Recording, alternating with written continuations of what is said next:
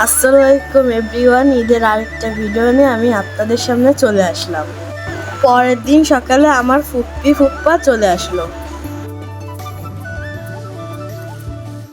মিম আপু এসেই অনেক আমাকে আদর করলো।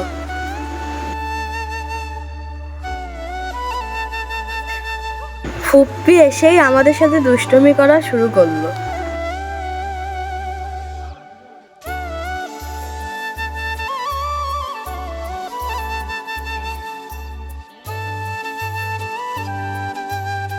মিষ্টি আপুরা আমাদের সাথে খেলতে চলে আসলো।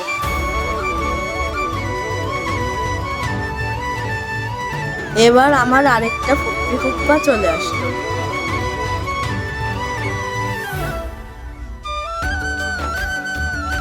ঈদের পরের দিন আমার চাচিরা আপুরা সবাই বেড়াতে এসেছে। আসলে ঈদের পরের দিন আমাদের একটা পার্টি ছিল, যে কারণে আমার ফুপ্পারা এসেছে। আর আমার আপু রওনা দিয়েছে। আপুর জন্য উপজেলায় অপেক্ষা করছি। এর ভিতর ভাইয়া ভাবির সাথে দেখা হয়ে গেল।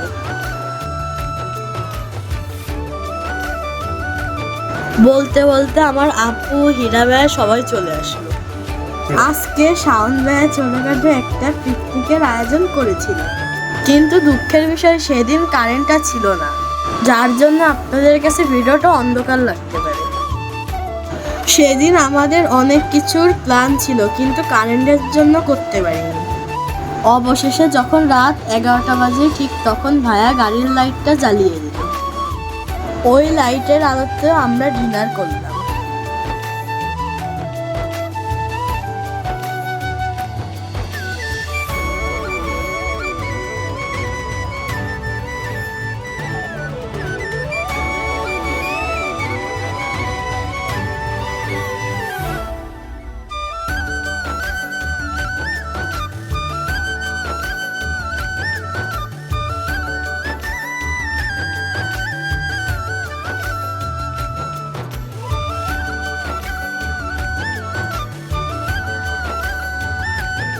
এইদিকে আবার দীপু ভাইয়া ভূতের গল্প শোনাচ্ছিল আমাদের।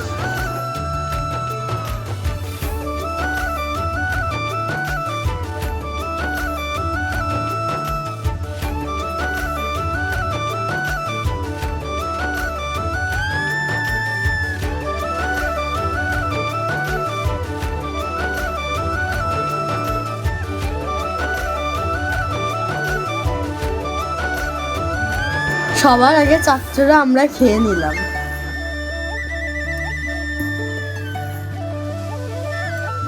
কারেন্ট ছিল না ঠিকই, কিন্তু সবাই যেহেতু একসাথে ছিলাম অনেকই মজা হয়েছে।